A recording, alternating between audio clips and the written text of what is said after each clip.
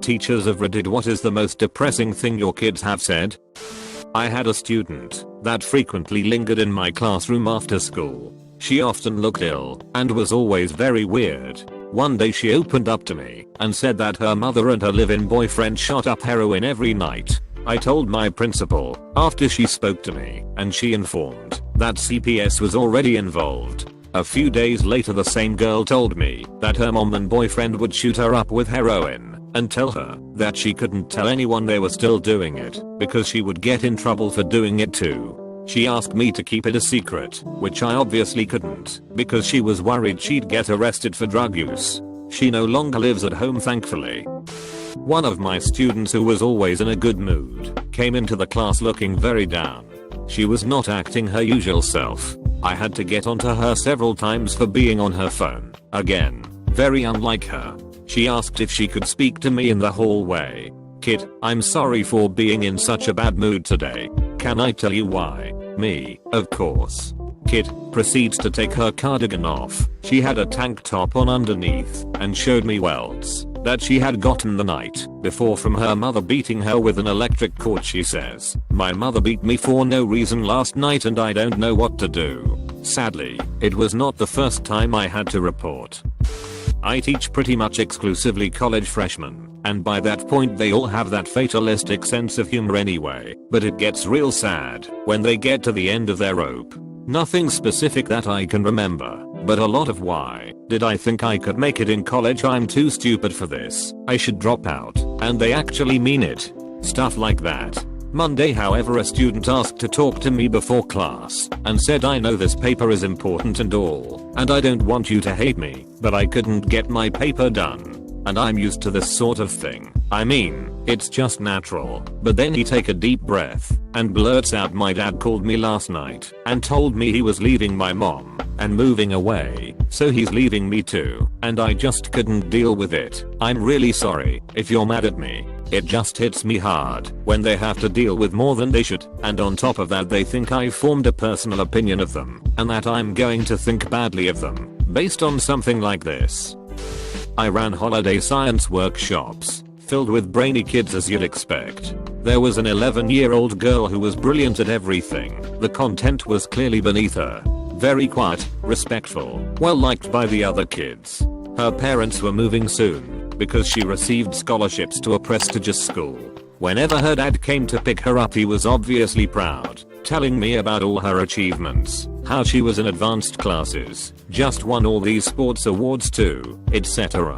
Showed videos and photos of her winning all these soccer games. They enrolled her younger brother in similar sessions. He gave it a go in the first few but really struggled, always the last to finish, and felt his work didn't look as good as the others. Looked embarrassed to ask for help.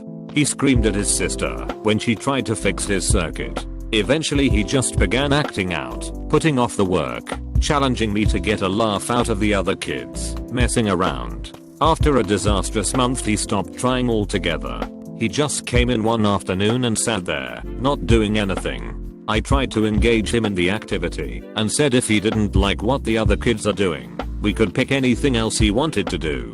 He said something like, "What's the point? My parents will never love me as much as they love my sister."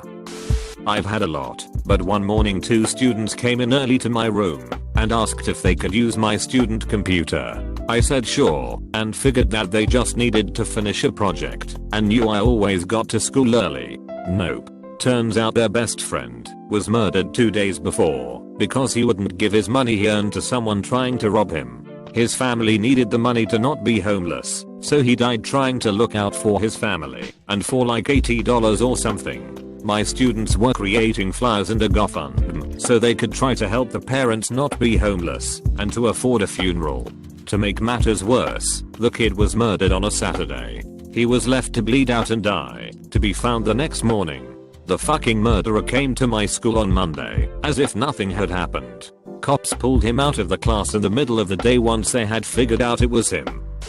MS. Spide, do you know how to get local electric company to turn your power back on? I get paid today, but they pay me on a card, so do I get out cash and get a money order, and where do I take it to? Kid was 16, but kid got their power turned back on. that day, all by themselves. I didn't do spit or biscuits, but teach them how to talk to people in call centers and make the introduction to the CSR. And then later their power bill got reduced because the school social worker has programs for that sort of thing. The local power company sent them some energy saving free stuff, including some light bulbs. Kid and their siblings had been short some lights at home for a while, and we got their water and sewer discounted as well. School social workers are pal. Their surviving parent was trying. It's just hard with a parent of their own who isn't well. That many kids and 2 fast food jobs. Kid is in college now. Damn near full ride. Commutes from home to save money. Puts their housing stipend towards the family rent, utilities, and gas for their own old Toyota. Their parent looks like they just took their first breath in 10 years. I'm proud of all my students, but especially that one. My mother was a teacher for nearly 30 years. She spent the last 10 years at a middle school that was pretty hard up in the Tulsa public school system. She had a very good student who came to school every day in the same clothing. We can call him Jay. The clothing was always washed, but even so around halfway through the year, his clothing was becoming tattered and stained.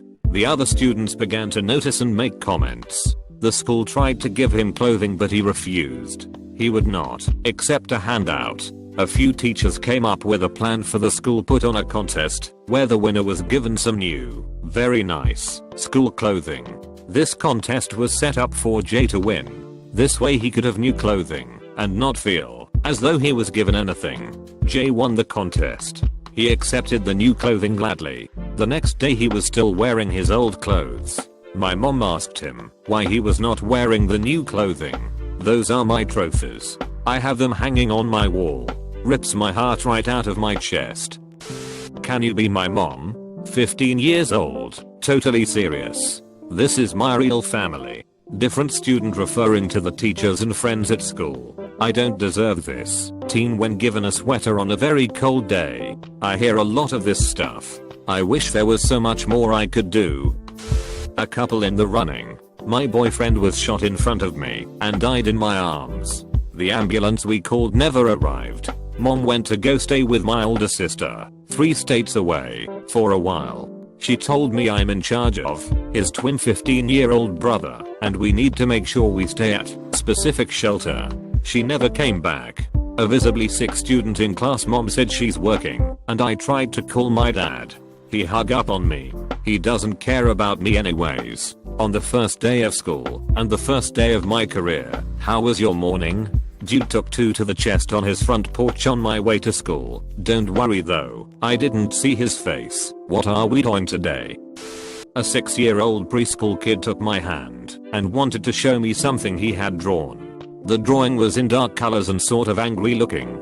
He explained that he had drawn his heart, which was broken and hurting very bad. He said it wasn't any fun when his heart hurt like that. He was often being excluded from the group by his classmates, sometimes even bullied.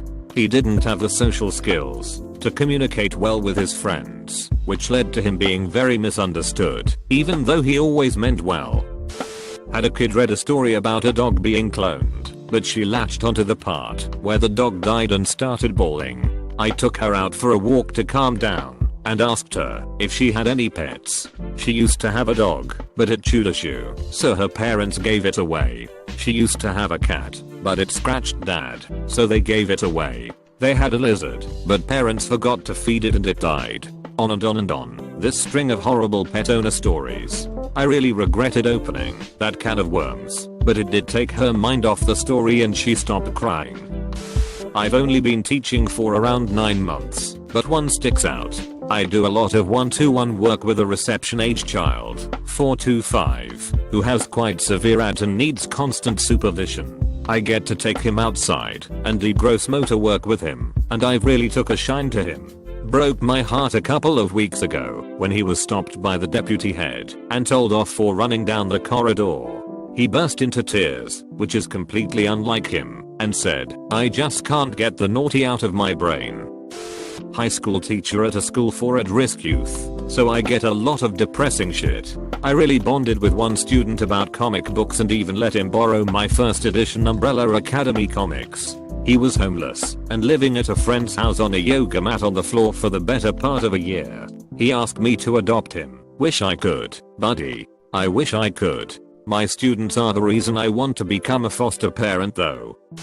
It's depressing, but my teacher said it to me. Why don't you have any friends?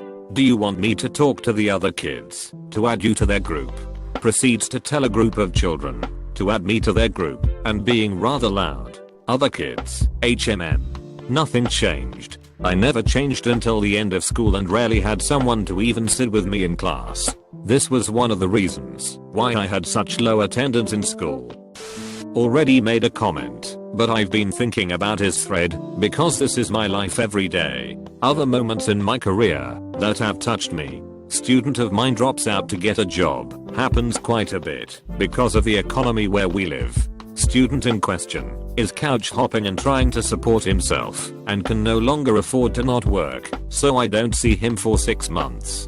On his 19th birthday, he had the day off, and you know what he did? He came to school to visit me because he knew I would be happy to see him and he would get at least one happy birthday from someone who cares about him.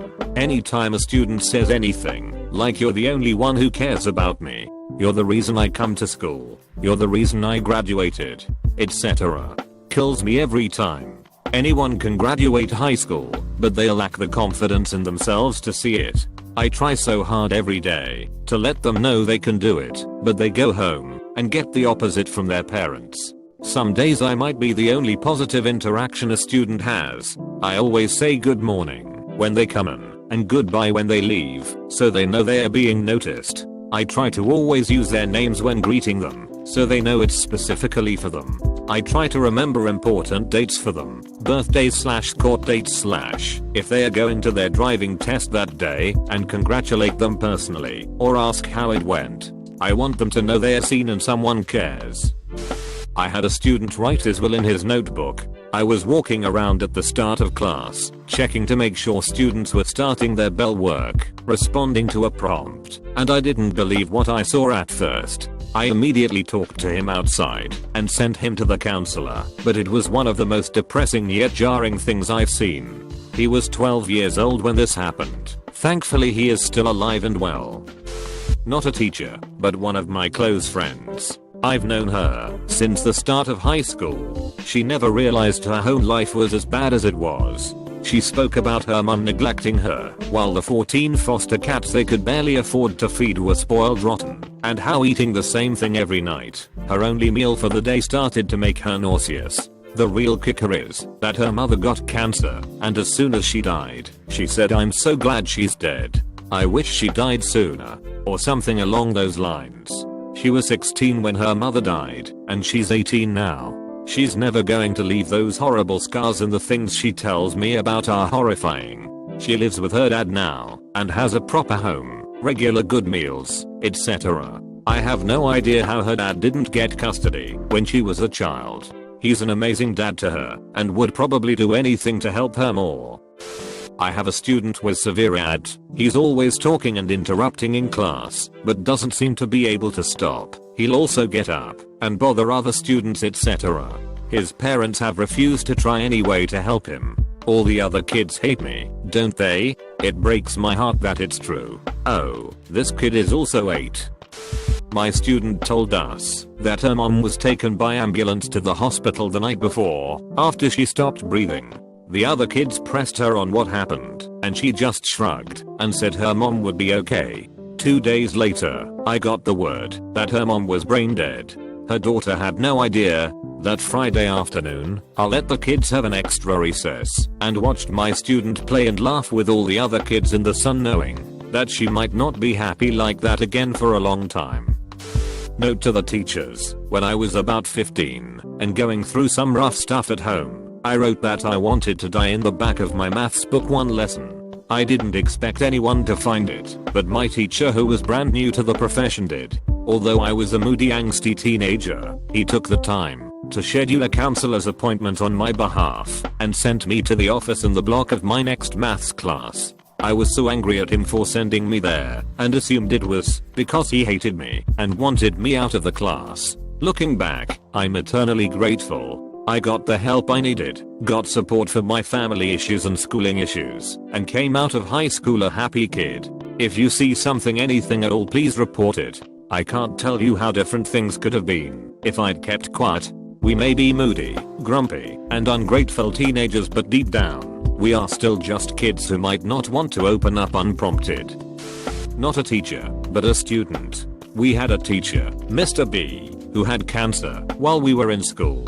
He took a break from teaching, and a few months later a kid in my class, who had a history of just pure violent outbursts, said to a maths teacher, Mrs. S, that she wished Mrs. S had cancer, not Mr. B. Mrs. S broke down into tears, obviously. Have to admit I had no idea what to say, and the kid got the royal shit beat out of him by other students for it.